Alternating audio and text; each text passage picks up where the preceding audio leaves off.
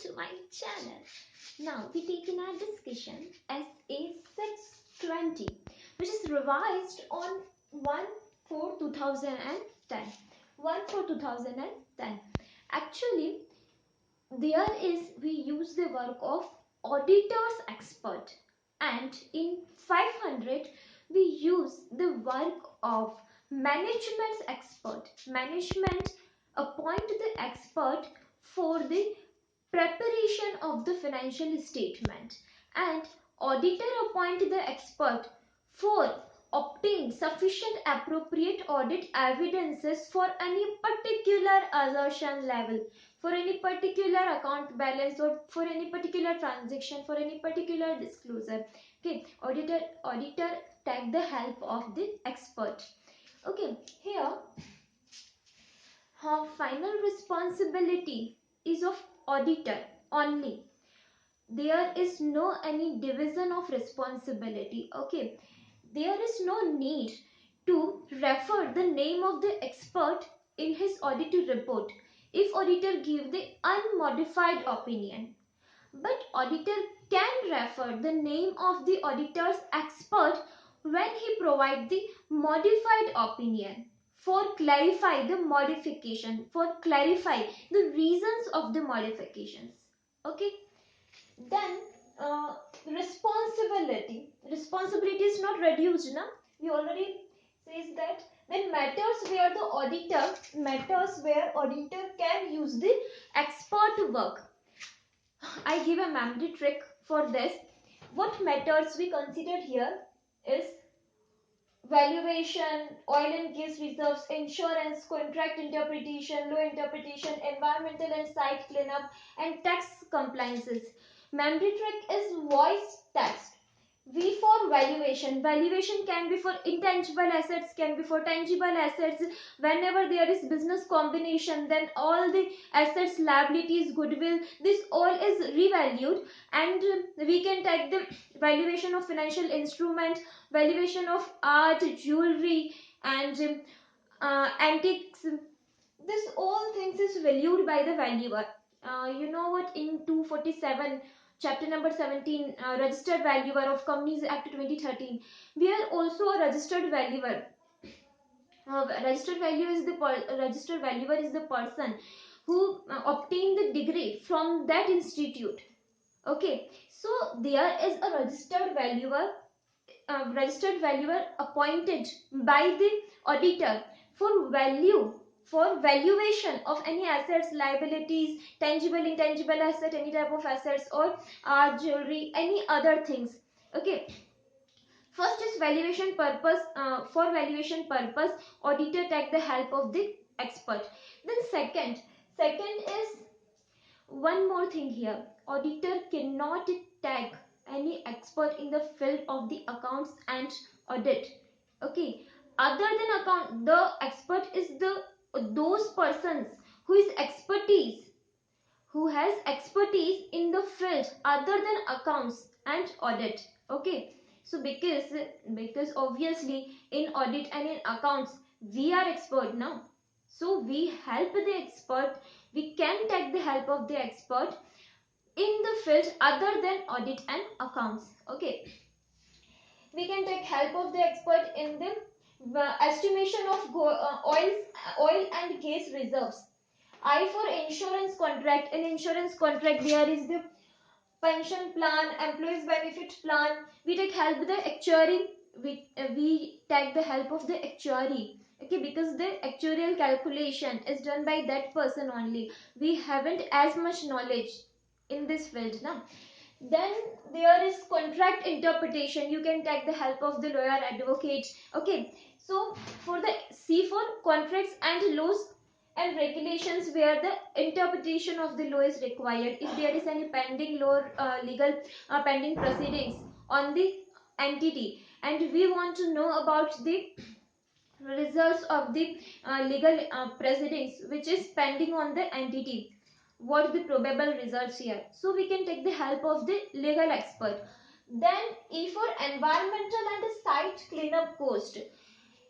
Environmental and site cleanup cost, you know what, section 135, CSR activities, corporate social responsibilities of the chapter number 9 of the Companies Act 2013, their chapter number 9, accounts of the company, where corporate social responsibility is the obligation of the companies which is specified in this section. Okay, so this type of responsibilities is covered in the in uh, in the environmental and cleanup cost, etc. Okay, then tax compliances, wherever tax compliances, any unusual complex transaction, any unusual complex issues arises regarding the tax, then you can take the help of the tax expert. Okay, so there is voice text, V for valuation, O for oil and gas reserves, I for insurance contract, C for contract and laws interpretation, E for environmental site cleanup cost, and T for the tax compliances. Okay, this type of fields or any other fields, we can take the help of the expert. Then agreement between the expert and auditor. There is a written agreement. Okay, the written agreement between the auditor and expert, this is in the form of the engagement letter, and here is the communication from a two-way communication. Here auditor is also signed this engagement letter and expert is also signed this engagement letter. Okay, in this engagement letter they define the nature, timing, extent of the expert's work, then also roles, responsibilities of both expert and auditor. Then there is some confidential information of the entity which is required by the expert. So there is an agreement where the expert is not breach the confidentiality. Okay, the expert, there is in Indian Evidence Act in section 126 also says that any professional not breach the confidentiality, that is not provide the information, not display the information to the other persons without the permission of the client. So this is also include, this statement is also included here. Then if there are some situation where required a detailed agreement, some situation can be the where more if the auditor work is more significant in our audit, this this expert work is more significant in our audit, then we take a detailed agreement. If there is a complex nature transaction, the work of the expert is also complex, then also detailed written agreement is required. And there is a multi-jurisdictional law and legal regulations is applicable on that work, then also because multi-jurisdictional law, that is more than one laws, is applicable on the expert's work, then also there is a detailed agreement required. If there is the roles and responsibilities of the expert is different from the normal course of business, for example, if the valuation of the assets and liabilities are normal, revaluation of assets, revaluation of intangible assets is also normal valuation, but if there is a diamond valuation of, if there is any jewelry, any art, any antique valuation, then there is a detailed agreement is required. Okay, when there is a roles and responsibilities which are different from the normal type of responsibilities which is normally expected. Okay, then the agreement, in this agreement we define the roles, responsibility of auditor and expert. Okay, then finally evaluate, obviously as an auditor we appoint the auditor expert now, so in 500 also we discuss the management expert. Then as an auditor we evaluate the competence, capability, objectivity of the expert. Competence, that is there is a degree, he is a member of a reputed institute. Then capability, he has knowledge or not, then objectivity, he is not biased, his opinion is not biased. Okay, this all is checked by auditor. Then we also check the sources of information of competence, capabilities and objectivity, where we discuss with the expert itself, we discuss with the persons who know the work of the expert. We can check the published books, papers of the expert, and which is published by the expert, which is the books which is written by the expert. We can check these books, and we can check the competence of that expert. Then also we can check the previous work of the expert. Okay, this all is the sources where we can check from which we can check the competence, capability and objectivity of the expert. Okay, then we appoint the experts. Finally, if expert do the work and expert, then we check the findings of the expert, conclusions of the expert, source data which he use, and methods and assumptions he use for his work. This all are correct, appropriate in the circumstances or not, because we have not as much knowledge, but again we evaluate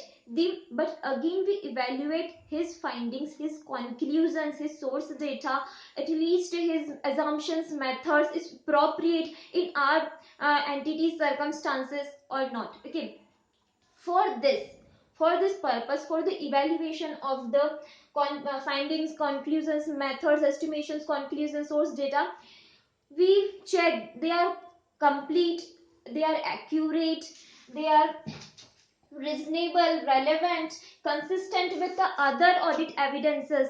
They are complete, accurate, relevant, reliable and reasonable, consistent with other evidences or not.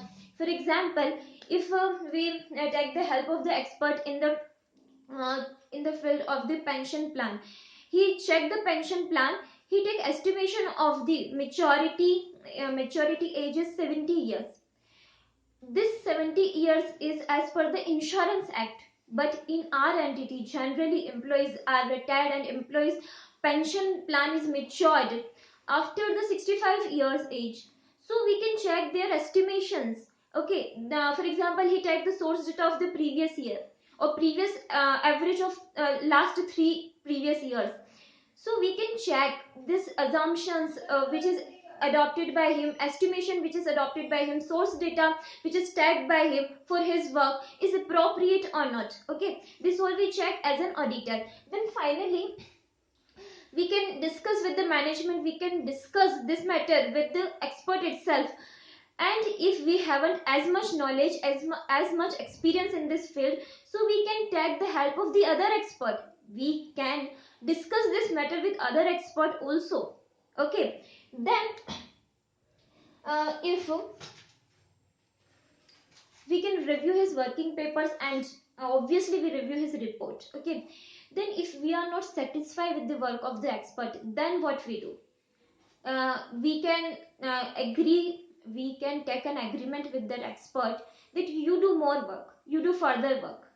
If the expert is agree to do further work, then it's okay. But if that expert is not agree to do further work, then we can appoint another expert. Okay, we can appoint another expert because we are not satisfied with the work of this expert now. So then finally, as an auditor, what's our nature, timing, extent, audit procedures we apply? Firstly, always we check the risk of material misstatement in the matter which is checked by the expert. Okay, which is estimated by the expert or on which the expert do his work. Then risk of material misstatement we assess, then significance of this matter, then uh, our own knowledge on this matter we can check here. We check the firm's policies, procedures, quality policy or procedures. This expert is appointed as per the firm's policies and procedure or not. This all procedures we can apply as an auditor. Okay, then finally we do the conclusion. We reach on conclusion, we give the unmodified opinion, then we are not refer the name of the expert or work of the expert, but we give the modified opinion. Then we can give the name, the work of the expert, we can refer the work of the expert so that a clarification about the modification, reasons of modification get by the users. Okay, this all about SS 620. We can take a revision here. SS 620 revised on 1/4/2010 using the work of the auditor's expert. Auditor use the expert work other than accounting and auditing field to obtain sufficient appropriate audit evidences. Responsibility of the auditor is not reduced. Auditor is sole responsible to express the opinion, and if there is unmodified opinion, then not refer the work of the expert, but if modified opinion, then refer the expert work for clarify the modification, reasons of modification. Then methods where the auditor can use the expert work. We take here a memory trick, voice, text. V for valuation of the tangible, intangible asset, financial instrument, business combination, in the valuation of art, antique, and jewelry. Then O for oil and gas reserve estimation. Then I for insurance contract and employee benefit plan. We take help of the actuarial. Then C for contract and laws and regulations interpretation. Then E for environmental and site cleanup cost. Then T for the tax compliances.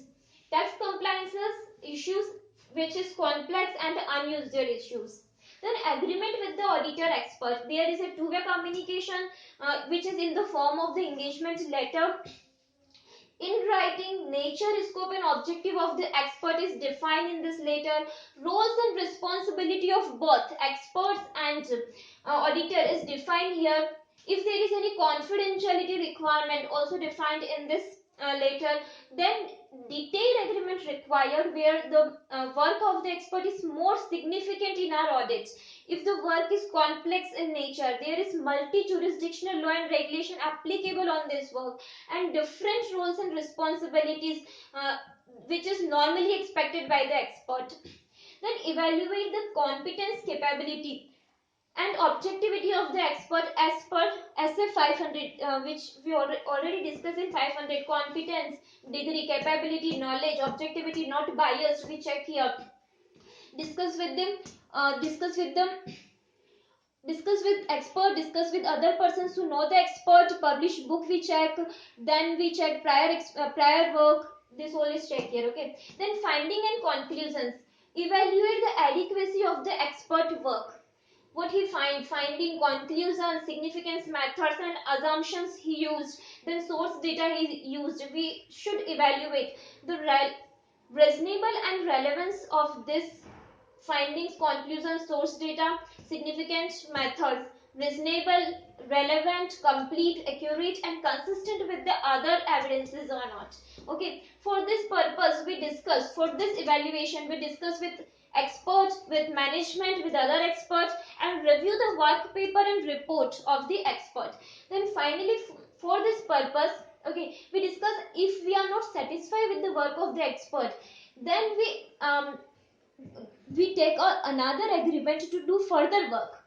If he agree to do further work, then it's okay, but if he's not agree, then engage another expert. Okay, then finally nature, timing, extent of audit procedure. We take the risk of material we access the risk of material misstatement in this field. Significance of the expert work, auditor's own knowledge applied here and firm's policies and control procedures here. And finally conclusions here, if there is unmodified opinion, not refer the expert name, and if expert work, if there is modified opinion, then you refer the work of, you can refer the work of the expert if there are clarification of modification and reasons of modification, for clarify the reasons of modification to the users.